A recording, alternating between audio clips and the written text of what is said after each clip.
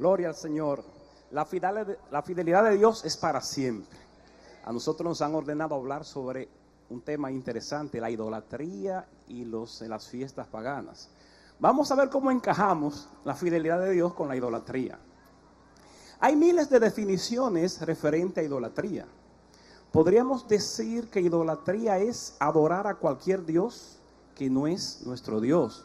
O sea, que no es a Hashem, a Elohim, a Eloah, a Hashem, a Yudhei Vavhei, o a Yahweh, o a Jehová, como usted quiera llamarle, de los 1000 nombres que tiene nuestro Dios.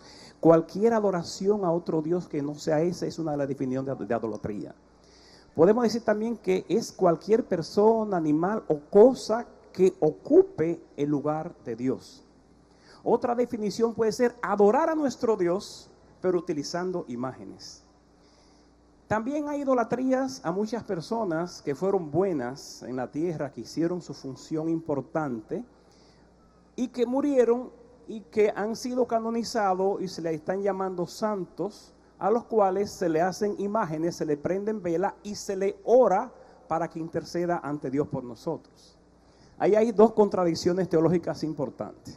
Número uno, es un pecado mortal hablarle a los muertos. Y segundo lugar, un muerto, por bueno que haya sido, no tiene la capacidad o la autoridad de interceder ante Dios. Porque 1 Timoteo 2:5 dice que hay solamente un Dios y un solo mediador entre Dios y los hombres, que es Cristo hombre. Amén. También hay una idolatría, gloria al Señor, el Pantocrator, que es la imagen de nuestro Dios.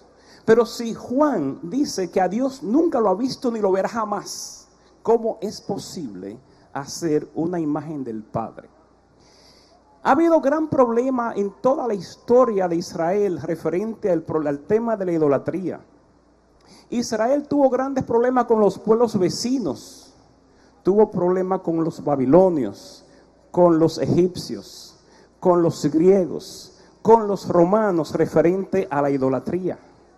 E incluso cuando Israel toma Canaán, no es posible, no pudieron abolir completamente todos los ídolos que habían en Canaán. Ahora, nosotros nos preguntamos, en el contexto de esta gran discusión que ha habido en toda la Biblia, desde Éxodo hasta Apocalipsis, son muchas las citas bíblicas donde se condena totalmente a la idolatría. A tal sentido que el Señor dice que es abominable, que es aborrecible la idolatría. Vemos, por ejemplo, en Éxodo 20, hay varias citas importantes sobre los mandamientos, sobre la condenación a la idolatría. También vemos en Deuteronomio capítulo 4, versículos del 15 al 19. Deuteronomio 5, 8 y 9. También el Salmo 115, en sus primeros 8 versículos, hablan tajantemente sobre en contra de la idolatría. El Salmo 135, Isaías 42, 8. El capítulo 3 de Daniel completo. Ustedes conocen esta historia de Sadrach, Mesach y Abednego, que prefirieron ser lanzados al horno de fuego ardiendo antes que postrarse ante la imagen de una estatua que había hecho el rey. Y ellos estaban totalmente convencidos de que aunque su Dios no los salvara, pero estaban cumpliendo con la palabra de Dios, no postrarse ante otro Dios que no sea el Dios creador de los cielos y la tierra. Así que dirán ustedes, pero solamente en el Antiguo Testamento se nos habla en contra de la idolatría. Bueno, en el Nuevo Testamento también hay muchas citas bíblicas que condenan esa práctica desleal y pagana. Como es el caso en el libro de los Hechos. Vemos el conflicto que hay en Hechos 15 sobre estos temerosos de Dios que aceptaban las 7 leyes noágicas, y una de ellas era no hacer ningún tipo de contacto con ídolos, ni con comidas que estuvieran consagradas a los ídolos. En 1 Corintios capítulo 6, versículos 9 y 10, hay una serie de características de personas como los afeminados, los borrachones, los adúlteros, los idólatras, que no entrarán al reino de Dios. Pero hay otras citas más.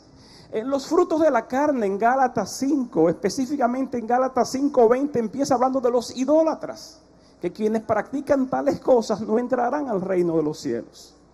En Apocalipsis, y en el último libro, nos encontramos en Apocalipsis 9:20 y nos encontramos en Apocalipsis 21:8, donde dice que los incrédulos, los cobardes, los idólatras serán echados al lago que arde con fuego y azufre. Entonces, hermanos y hermanas, yo no entiendo cómo en pleno siglo XXI, en la era digital, cómo es posible, en qué mente humana con los conocimientos que ya hemos dejado la etapa cavernaria de la iglesia, cómo es posible que en pleno siglo XXI estemos nosotros cargando estatuas por la calle. Ahora, ¿qué habrá pasado? Fue que en algún momento de la historia bíblica hubo alguien que autorizó que se podría hacer eso. Alguien, algún papa o algún obispo. Vamos a revisar qué pasó, cuál fue el origen de este tipo de práctica, cómo entra el cristianismo o a la iglesia principal del cristianismo, cómo entra la idolatría. Como decía al inicio, todos los pueblos alrededor de Israel, del pueblo de Dios, eran paganos.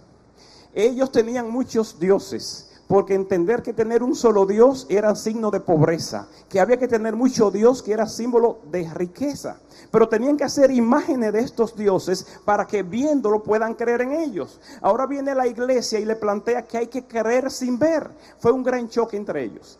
Recordemos, estamos hablando del siglo II más o menos de nuestra era, porque en los tiempos de nuestro Señor toda la práctica totalmente se criticaba la idolatría, pero sabemos que en el siglo I, cuando mueren los apóstoles, ya en el año 68 al 70, cuando el gran templo de Jerusalén, el segundo, es destruido, que los hermanos son dispersados, que ya en el año 125 al 130, cuando totalmente se arrasa completamente el templo y Jerusalén, y ese lugar se le puso como nombre Palestina, en honor a los filisteos, ya los cristianos mesiánicos habían desaparecido. Entonces la iglesia cristiana había pasado a manos de los griegos. O sea, hermanos que creían en Cristo pero de origen griego. Entonces insertan en la teología cristiana no el rabinismo judío mesiánico, sino que insertan la filosofía griega. Entra el neoplatonismo, el platonismo entra a la iglesia, y entonces empezamos a interpretar la Biblia en base a la filosofía griega, con los lentes griegos. Por eso vemos palabras como homilética, hermenéutica, etcétera, etcétera, que son de origen griego. Entonces, en ese contexto, el pueblo de Dios quería agrandar, avanzar ampliamente, y entonces empezaron a tratar de conquistar a los pueblos paganos. Claro, en estos siglos, por ejemplo, en el siglo II, apareció un siervo de Dios que realmente condenó la idolatría, ya dentro del mundo del statu quo de la iglesia actual. Y otros más. Pero ellos entonces dijeron, bueno, pero si los paganos entienden que quieren entrar al cristianismo, pero con la condición de que le permitan entrar con sus ídolos, pues el asunto es fácil de resolver. El segundo mandamiento, que dice no postrarse ante ídolos, no tener más dioses que no sea nuestro Dios, vamos a quitar ese mandamiento y asunto resuelto. Y entonces no sé qué autoridad eclesiástica decidió sacar el segundo mandamiento que prohíbe la idolatría para abrirle paso a que entonces los paganos puedan entrar. Tremendo error, porque la palabra dice que el cielo y la tierra pasarán, pero sus palabras no pasarán. Que ni siquiera una yud, ni siquiera la letra más pequeña del alfabeto hebreo puede quitarse. Dice en Apocalipsis que hay de aquel que le quite o le agregue a las escrituras. Pues eso lo hicieron. Bueno, primer paso, abolimos el segundo mandamiento, a tal extremo que ahora mismo el decálogo de la iglesia oficial dice: amar a Dios sobre todas las cosas, no tomar su santo nombre en vano, santificar la fiesta, honrar a padre y madre, no matar, no robar, etcétera. O sea que sacan completamente el segundo mandamiento para ajustarse a los propósitos de los paganos. Pero otro problema que había que resolver era que los paganos tenían muchas fiestas. Entonces, las fiestas judías, habían muchas fiestas judías, habían 7 fiestas principales, como el Pesaj o Pascua, como Yom Teruah o fiesta de las trompetas, Yom Kippur o día de expiación, Hamatzah o la fiesta de los panes sin levaduras, Shavuot o Pentecostés. Eran 7 fiestas principales. Luego se agregan 2 fiestas más, como la fiesta de Esther o de Purim, y también se agrega la fiesta de Hanukkah en celebración de la victoria de los macabeos sobre el pueblo de Grecia. Entonces, si los paganos quieren entrar con sus fiestas, pues vamos a aceptarlo con sus fiestas, pero ahora sí, vamos a ponerle el nombre de cristianos a estas fiestas. Así, por ejemplo, el 25 de diciembre, que en Babilonia se celebraba la fiesta de Tamuz, y que en Grecia se celebraba la fiesta a Horus, en un día, el 25 de diciembre, de mucha bacanería, mucha orgía, muchas de esas cosas que todavía las arrastramos a tal extremo de que el 25 de diciembre es uno de los días que más desastres hay. Pues vamos a cambiar el nombre de esos dioses paganos y vamos a decir que ese día, en vez de nacer Horus o en vez de nacer Tamuz, nació Jesucristo.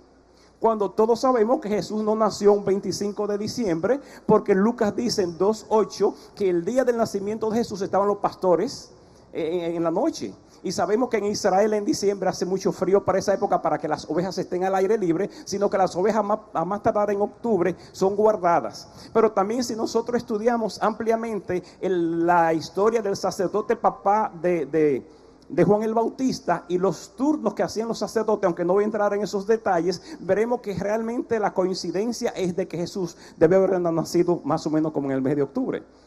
Aparece el 6 de enero, que era una fiesta que en el mundo oriental celebraban el Año Nuevo, pero entonces en otra parte, en el mundo occidental, el Día de los Reyes Magos. Era una fiesta, la fiesta de las luces. Viene después el 14 de febrero, porque el 14 de febrero se empezó a celebrar como el siglo X, empezó en Inglaterra, pero tenía un origen pagano en base a Cupido, dios del amor romano, y a Eros, dios del amor griega. Pero viene luego Semana Santa, viene ahí en esa semana el domingo de resurrección o el domingo de Pascua. Esa también tiene un origen pagano, que celebraron los paganos esa semana, que era una fiesta. Ese domingo, el domingo de Pascua, es el primer domingo después de la primera luna llena de primavera, y donde se celebra que el viernes muere Jesús y que el domingo resucita, cuando realmente Jesús no murió un viernes, Jesús murió un miércoles y resucitó un sábado en la noche, pero no vamos a entrar en esos detalles ahora. Lo que quiero llevarles es a ir analizando otras fiestas paganas, cómo entran en el mundo cristiano. 24 de junio, el día más largo del año, pues el día que el Dios Sol vence la oscuridad, porque es el día más largo, se lo celebramos, cambió a San Juan Bautista. El 1 de noviembre, que se celebraba en febrero, pasa a ser el Día de los Fieles Difuntos. Y muchas otras fiestas más fueron adaptadas al cristianismo como una forma de poder captar a esos paganos. Cuando no fue la idea, ni la Biblia así lo plantea, es una abominación estas fiestas paganas. Pero cada comunidad también tenía sus fiestas locales. En cada comunidad había un patrón o santo de esa comunidad. De ahí viene lo de las fiestas patronales, unas fiestas que son aberraciones en estos tiempos. Hay mucha ira, contienda, pleito, borrachera, de todo. Y hasta económicamente deja las comunidades desastrosas.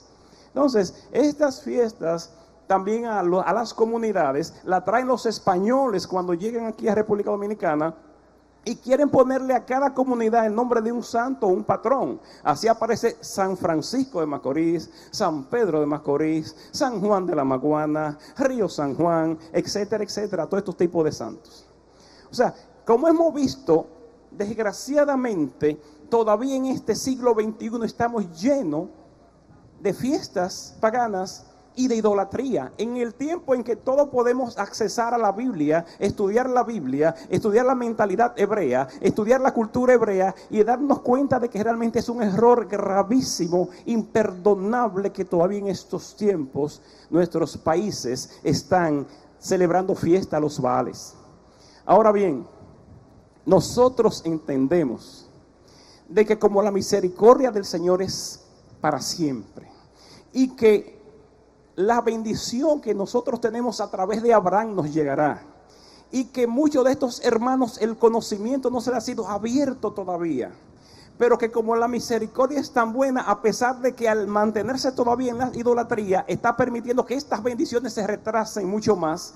Pero es deber de nosotros como cristianos orar por nuestros hermanos, porque necesitamos unidad en la oración. Porque si todos los hombres y todas las mujeres de buena voluntad, que todavía constituyen la inmensa mayoría del pueblo dominicano, nos uniéramos corazón con corazón, hombros con hombros, el barco que es la iglesia no naufragará, sino que seguirá navegando impertérrito su curso, iluminada bajo la estrella que es Cristo, que hace más de 2 milenios resplandece sin eclipses en la historia de nuestros destinos inmortales. Gloria al Señor. Así es que, hermanos y hermanas, amigos que nos están sintonizando, este es un año importante, este es un año decisivo para que nosotros cumplamos con esa gran comisión de predicarle a todos aquellos hermanos y amigos que no conocen estas verdades, que estas verdades se encuentran dentro de la Biblia y que su entendimiento no lo ha podido realmente discernir. Es el momento para que nosotros oremos, y este año proféticamente declaramos que muchos de esos muros se van a destruir, se van a caer por algo muy importante, hermanos y hermanas. Estamos en el año 2014 y desde el punto de vista de la gematría hebrea y de la numerología bíblica, el número 7 es el número de la plenitud de Dios. Y dentro del 2014 hay escondido tres veces el número 7. Si usted suma 2, 0, 1 y 4, le dan 7. 2014 numéricamente equivale a 7, la plenitud de Dios. Pero los últimos dos números del 2014 es 14. Y 14 es 2 veces 7. Por lo tanto, en el 2014 están escondidos 3 veces 7. Y cuando en la palabra del Señor dice de cierto os digo, es porque el Señor está totalmente decidido a hacer algo. Y si en el 2014 el Señor está decidido a que esos muros se caigan, a que las murallas de Jericó se caigan, a que Babilonia se caiga y que este pueblo sea de Cristo, como proféticamente lo hacemos todos los días cuando levantamos la bandera tricolor con nuestra cruz, con nuestro escudo, con la palabra Dios, así como también con la Biblia en Juan 8:32, esa verdad será declarada a cada hermano y cada hermana de nuestro país, República Dominicana, que proféticamente está profetizado que será para Cristo. Gloria al Señor.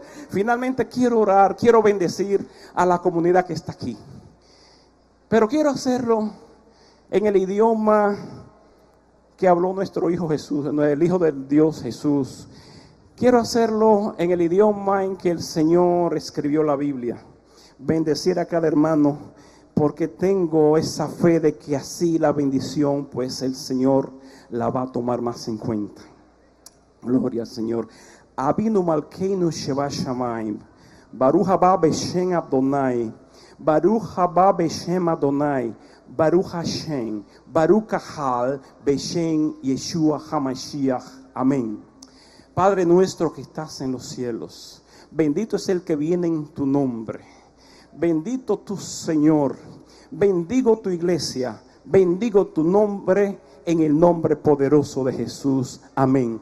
Todos unidos a dar lo que por gracia hemos recibido. Libertad, los conocimientos a aquellos hermanos, para que esos muros se caigan y el conocimiento de Cristo reine en cada uno de nosotros hoy, mañana y siempre. Que la gracia del Señor Jesús, el amor de Dios y la comunión del Espíritu Santo esté con cada uno de ustedes hoy, mañana y siempre. Amén. Gloria al Señor.